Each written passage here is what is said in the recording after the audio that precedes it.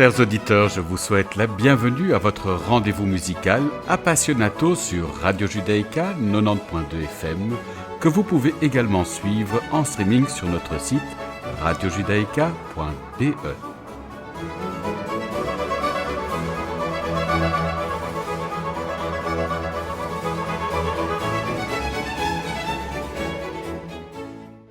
Nous avons l'immense plaisir d'accueillir aujourd'hui le violoniste Frédéric Durs. Bonjour Frédéric. Bonjour. Alors je résume votre parcours. Vous étudiez le violon avec Edith Volkart, puis au Conservatoire de Bruxelles avec Philippe Hirschhorn. En 1985 et 1986, vous participez au festival de Tanglewood aux États-Unis, où vous jouez sous la direction de Leonard Bernstein, Eiji Uwe et Léon Fleischer, et participez au masterclass de Joseph Silverstein, légendaire premier violon du Boston Symphony Orchestra et du Muir String Quartet. En orchestre, vous jouez sous la direction de chefs tels que Sir Colin Davis, Christopher Hawkwood, Philippe Herreweg, Reinbert de Leeuw, Gennady Rojdestvenski, Antonio Pappano, Emmanuel Krivine et bien d'autres. Vous êtes membre fondateur de l'ensemble Oxalis, avec lequel vous produisez dans le monde entier. Depuis 2000, vous enseignez le violon au Conservatoire de Bruxelles. Je vous propose de débuter notre entretien avec l'allegro de la 4e sonate en do mineur BWV 1018 de Jean-Sébastien Bach. Notre invité est accompagné à l'ordre par Cindy Castillo.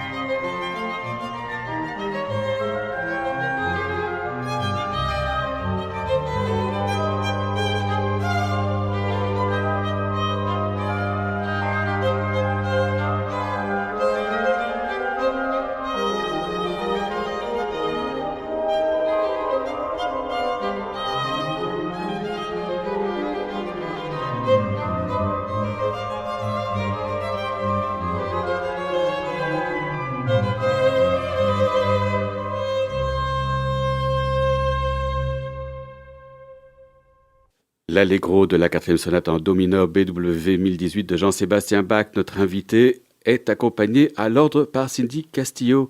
Alors dites-nous Frédéric, venez-vous d'une famille de musiciens? Pas du tout. Alors comment ça s'est passé? Comment s'est passée votre découverte de l'instrument et de ce répertoire? Alors, quand j'étais à l'école primaire, dans l'école de mon village qui était à La Hulpe, il y a les jeunesses musicales faisaient venir des musiciens pour faire découvrir leur instrument à l'école. Et j'ai eu la chance de côtoyer, d'être vraiment attiré par la musique grâce à ces musiciens qui venaient en général de manière complètement passionnée pour nous présenter leur instrument. Et donc j'étais vraiment bouleversé à chaque fois. Et un jour, c'est un vieux violoncelliste qui est venu et qui s'appelait Albert Ducas et qui a présenté avec tellement d'amour son instrument que j'étais bouleversé et je m'étais dit je vais jouer du violoncelle. Et puis ça m'a semblé un tellement grand instrument que je me suis dit transporter cet instrument tout le temps sur mes épaules, je sais pas, ça m'a un peu découragé.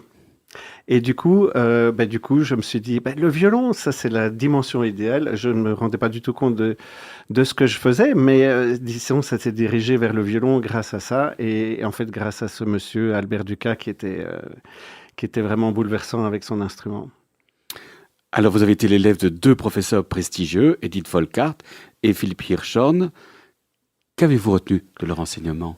Alors, je peux préciser quand même que j'ai eu des professeurs en académie. J'ai débuté le violon avec Monique de Cide, qui est toujours une personne extrêmement enthousiaste et toujours très très active malgré sa pension, mais qui est toujours vraiment une personne s'occupe beaucoup des jeunes, etc. Donc j'ai commencé vraiment avec elle. Et puis je me suis dirigé vers l'académie de Ottigny parce que je me suis dirigé vers les humanités musicales et que là j'ai dû changer d'académie. Et donc, je suis arrivé chez Edith Volkart dans mon parcours pré-conservatoire où j'ai eu la chance de côtoyer cette grande violoniste, mais à un moment un peu difficile pour moi et les cours avec elle étaient extrêmement durs. Mais bon, ça renforce et voilà. Donc, j'ai passé 1 an et demi avec Edith Volkart avant d'avoir la chance de pouvoir rentrer au conservatoire dans la classe de Philippe Hirschhorn du côté néerlandophone, chez qui j'ai fait tout mon parcours. Pour moi, c'était vraiment une rencontre déterminante et qui a été bouleversante tant la personne était quelqu'un de totalement exceptionnel et fascinante et qu'on adorait comme un père et puis oui, quand il posait l'archet sur la corde, c'était un son tellement singulier, tellement particulier qu'on était extrêmement impressionnés et en même temps complètement fascinés par la personne. Et c'était aussi quelqu'un qui ne vous apprenait pas à jouer du violon, mais qui vous apprenait à vous rencontrer vous-même à travers l'instrument. Et donc c'était vraiment une démarche totalement singulière, totalement personnelle, et en fait qui correspond tellement à lui-même, qui avait une sonorité tout à fait exceptionnelle et personnelle aussi, qu'on reconnaît en partie par son vibrato, mais par l'intensité de sa sonorité. Et du coup, c'est quelqu'un, en une note, on sait que c'est lui qui joue, et c'était transcendant. Donc, il ne nous apprenait pas à être comme lui, il nous apprenait à être nous-mêmes et à aller au plus profond de nous-mêmes. C'est plutôt ça que je retiens de son enseignement. Alors, quelle place occupait la technique dans son enseignement? Alors, on avait la chance aussi d'avoir une assistante qui avait un peu les pieds sur terre, un peu plus les pieds sur terre pour nous expliquer comment ça fonctionnait aussi, qui était Ursula Gorniak, qui était concertmeister de l'Orchestre de la Monnaie à l'époque, et avec qui on a vraiment eu la combinaison des deux était vraiment très très très heureuse en fait, parce qu'elle gardait vraiment bien les pieds sur terre et lui il nous faisait décoller dans des cieux inimaginables pour nous. Donc voilà, on avait une très très bonne combinaison à l'époque. Oui. Alors vous êtes aujourd'hui vous-même professeur au Conservatoire de Bruxelles. Que cherchez-vous à transmettre en priorité à vos étudiants? Mais je cherche un petit peu cela aussi. Et bon, je suis aussi chargé d'enseignement, donc je n'ai pas la charge d'une classe, mais je travaille en parallèle avec toutes les classes de violon. Donc je côtoie les élèves de tous les autres professeurs et c'est très enrichissant parce qu'à travers les élèves, on peut distinguer des caractéristiques différentes suivant ce que leur professeur respectif leur apporte. Et du coup, moi, je suis un petit peu un compensatoire à chaque classe et j'essaye d'apporter quelque chose de personnel à chacun aussi. Donc moi, c'est un petit peu ça que je retiens et que j'essaye de transmettre depuis ce que j'ai retenu de Philippe Hirschhorn. Et c'est vraiment de pouvoir avoir une attitude personnelle avec chacun et de pouvoir essayer de ressentir le besoin de chacun et d'essayer de le construire et de lui donner confiance en lui, et puis de donner des outils pour qu'en sortant de chez nous, ils soient aptes à faire à développer leur propre démarche pour pouvoir se débrouiller dans la vie. Alors, je vous propose de poursuivre avec Rouf, interlude du compositeur Jean-Pierre Deleuze. Notre invité, Frédéric Durs, est au violon.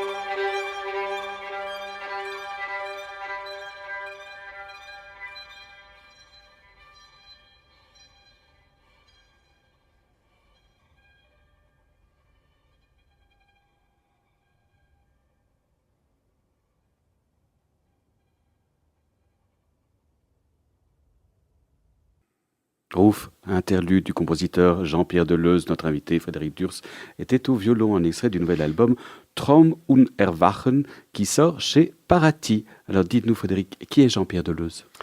Alors Jean-Pierre Deleuze est un compositeur belge qui était professeur d'analyse musicale au Conservatoire de Mons et qui est fraîchement parti à la retraite aussi et qui maintenant se dédie totalement à la composition. C'est un compositeur extrêmement passionné qui nous a pris au mot, qui a eu le courage, j'ai envie de dire, de répondre à notre demande, à Cindy et moi, de donner un petit peu...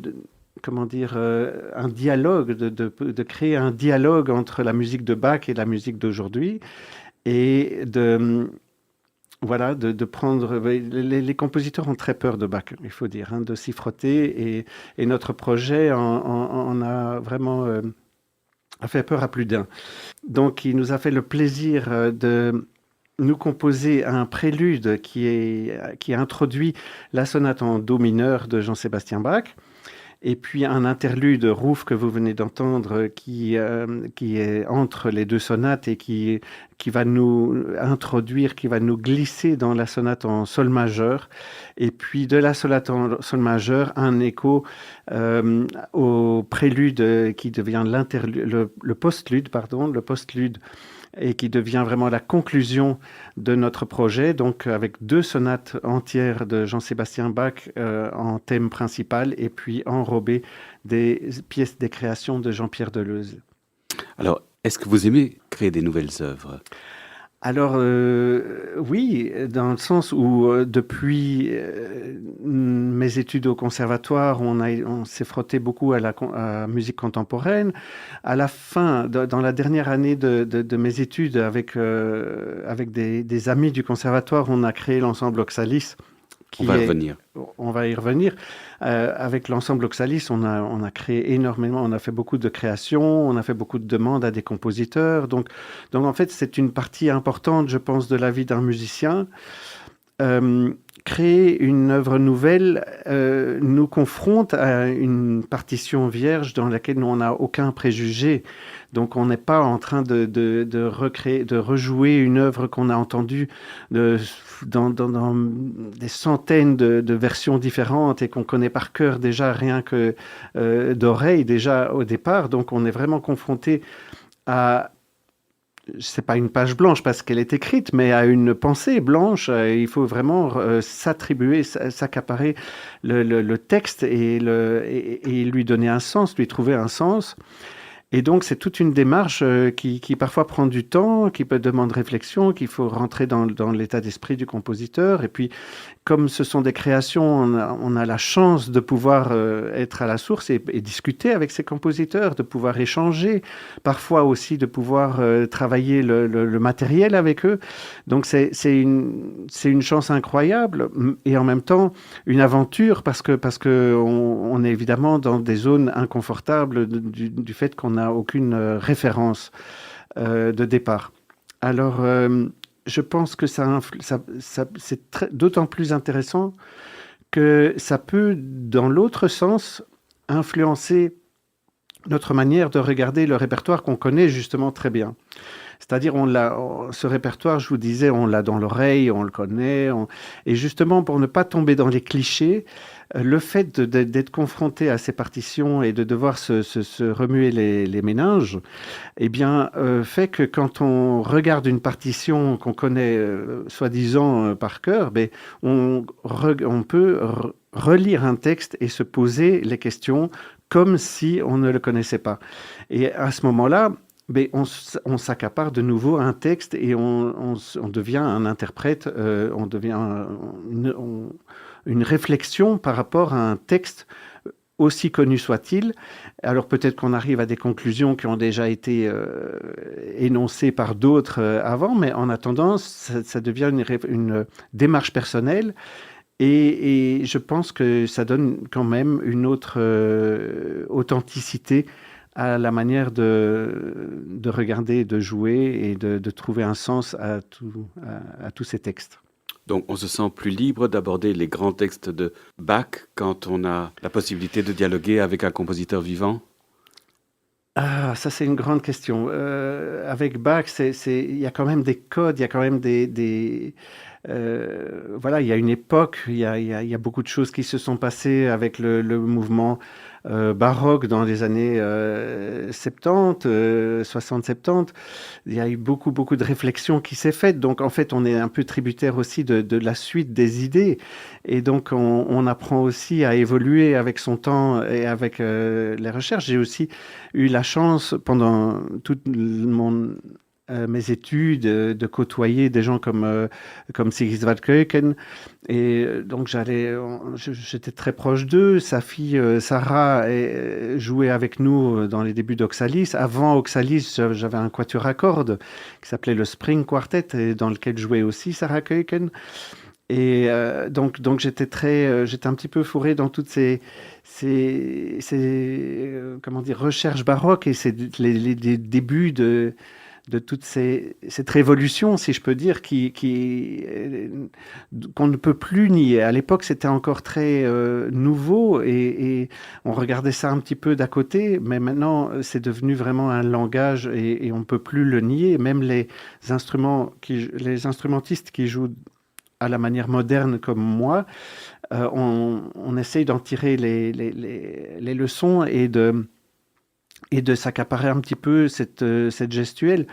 Maintenant, en ce qui me concerne, avec tout cet héritage, j'essaie quand même de rester moi-même avec mon instrument moderne et ne pas faire dans le style baroque, j'essaie de rester authentique avec moi-même et je pense qu'avec Cindy, c'est ce qu'on cherchait. On a cherché des couleurs aussi parce qu'on a choisi de jouer ça avec orgue plutôt qu'avec clavecin ou avec piano.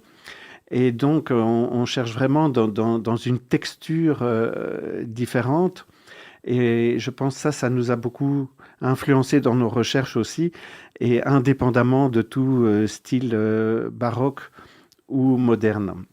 Vous pouvez nous dire un mot sur Cindy Castillo? Alors, Cindy Castillo est une organiste tout à fait singulière dans le paysage belge. C'est quelqu'un de extrêmement passionné et puis qui a un parcours assez incroyable. Après ses études à Bruxelles, elle est allée étudier au Conservatoire de Paris avec Olivier Latry. Suite à ça, elle a eu une résidence au Japon. Et puis elle est revenue ici. C'est quelqu'un d'extrêmement créatif qui se confronte beaucoup à la création contemporaine aussi, qui recherche à stimuler des créateurs, des compositeurs et qui est prête à faire de la musique électronique avec son orgue, se joue de l'organetto, qui est un instrument portatif qu'on jouait au XVIe siècle. Et voilà, qui se confronte à beaucoup de formes différentes à travers les instruments qu'elle côtoie.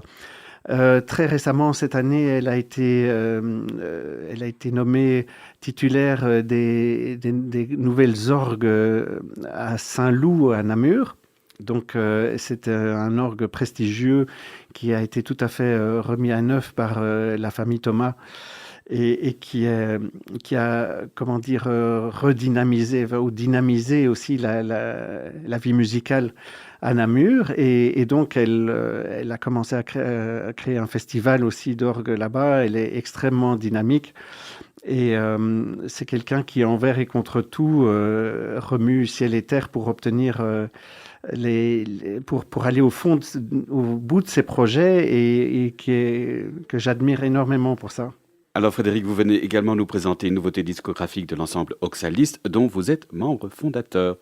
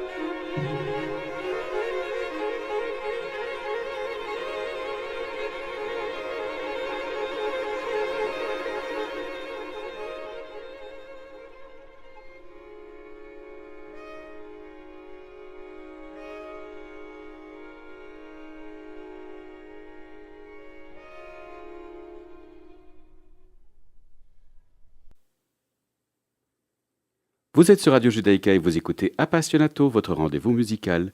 Shaking and Trembling, premier mouvement de Shaker Loops, extrait de l'album The American Album de l'ensemble Oxalis, une nouveauté du label Pasakai. Alors, Frédéric, comment décririez-vous la philosophie de l'ensemble Oxalis ? Alors déjà, quand il a fallu trouver un nom pour notre ensemble, on a beaucoup cherché, et on est tombé sur le nom Oxalis. Alors Oxalis, on l'a trouvé dans le dictionnaire des symboles, et c'était la symbolique de la fraîcheur, de la jeunesse, du renouveau et de l'amitié. Et donc c'est une plante d'origine asiatique, dont les trèfles sont en forme de cœur. Donc c'est une plante aussi qu'on offre à la Saint-Valentin, donc qui est symbole d'amour et d'amitié. Et donc on trouvait que c'était ça correspondait philosophiquement déjà très très bien à ce qu'on cherchait. Et ensuite, il fallait un nom qui corresponde, qui sonne bien dans toutes les langues, surtout en Belgique déjà. Alors évidemment, en français, on dit Oxalis, en néerlandais, on dit Oxalis, mais c'est Oxalis, ça reste universel et c'est facile à retenir. Donc voilà, donc on était parti sur cette idée et donc la fraîcheur, la nouveauté, ben, ça dit déjà tout un programme. Ça dit le programme d'essayer de rester jeune. Alors évidemment, après 31 ans de bons et loyaux services et d'amitié ensemble, on n'est plus aussi, on n'est plus les jeunes et dynamiques de notre premier curriculum. Mais par contre, on est toujours aussi dynamique et toujours innovateur. On essaye de rester innovateur dans nos programmes et de faire des recherches de nouveaux répertoires. C'est ce qu'on a fait à travers un festival récemment à la Tricoterie où on a essayé des nouveaux programmes et de compositeurs qu'on ne connaissait déjà pas nous-mêmes. Et alors, on se frotte au public avec nos nouveaux programmes et on voit comment ça marche. Et alors, on retient ce qu'on trouve le meilleur. Et parfois, on trouve vraiment des pépites de compositeurs absolument qu'on ne connaissait pas nous-mêmes avant. Et donc on reste, on essaye de garder l'esprit frais grâce à ces recherches.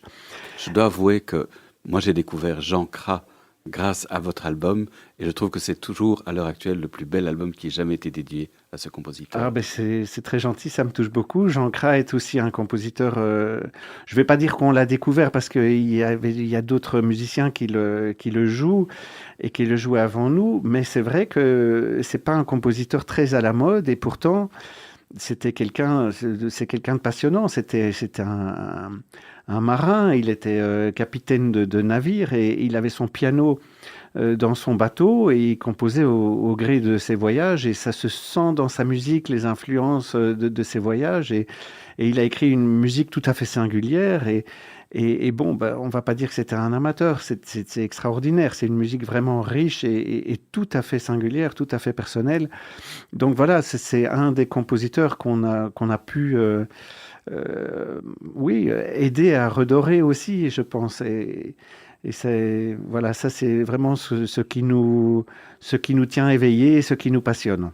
Alors, le nouvel album d'Oxalis s'articule autour de 3 compositeurs américains. Comment est né ce projet? Bien, ben, c'est de nouveau la recherche oui, d'identité par rapport à un programme, par rapport à une recherche. Ici, on avait trouvé l'identité américaine parce qu'on avait Shaker Loops, justement, que vous avez mentionné, de John Adams, était une pièce qui est à notre répertoire depuis quelques années, maintenant pas depuis 5 6 ans, et oui, qui est une pièce électrique et qui marche très très bien en concert aussi. Et donc, qu'est-ce qui pouvait s'articuler autour? On avait déjà joué aussi la pièce comment ça s'appelle? Copland, Non, Wynton Marsalis. Wynton Marsalis, merci. Wynton Marsalis, donc, qui est un quintet pour basson et quatuor à cordes, donc c'est une formation tout à fait originale aussi. Et Wynton Marsalis, c'est un musicien de jazz, donc un trompettiste, et il a composé cette pièce vraiment pour un ami bassoniste et elle est savoureuse, c'est plein de jazz, donc c'est pas du tout notre élément au départ non plus, donc on s'est aussi mis en danger un petit peu et secoué pour rentrer dans cet univers, et de nouveau, c'est une aventure qui nous fait avancer. En tout cas, cet album est une réussite. Je vous propose d'en écouter les 3 premiers mouvements de la suite Appalachian Spring du compositeur Aaron Copland.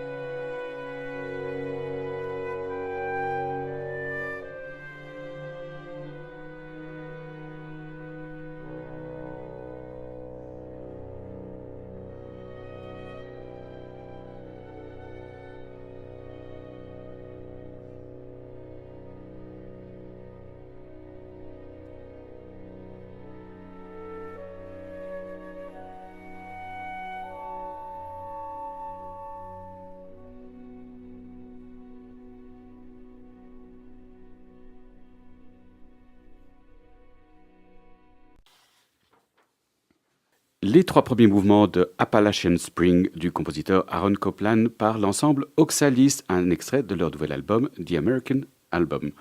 Alors Frédéric, nous avons comme tradition d'offrir à notre invité la possibilité de partager avec nos auditeurs un morceau de musique de son choix. Qu'aimeriez-vous nous faire entendre ?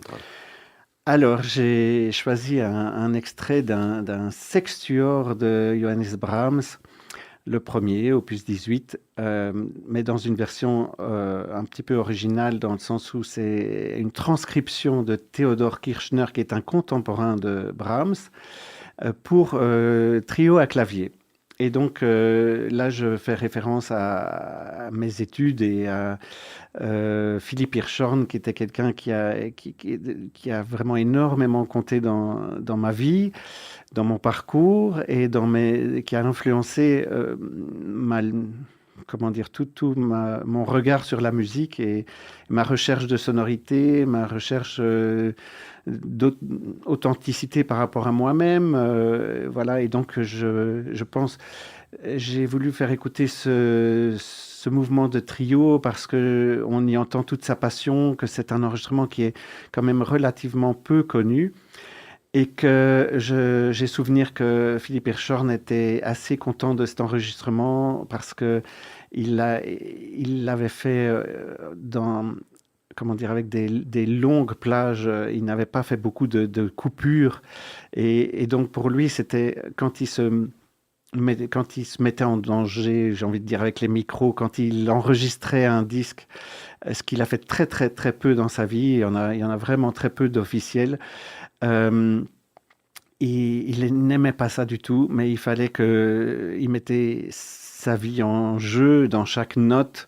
Il y a un autre enregistrement très célèbre de la sonate de Guillaume Lequeux avec Jean-Claude Van den Eynden.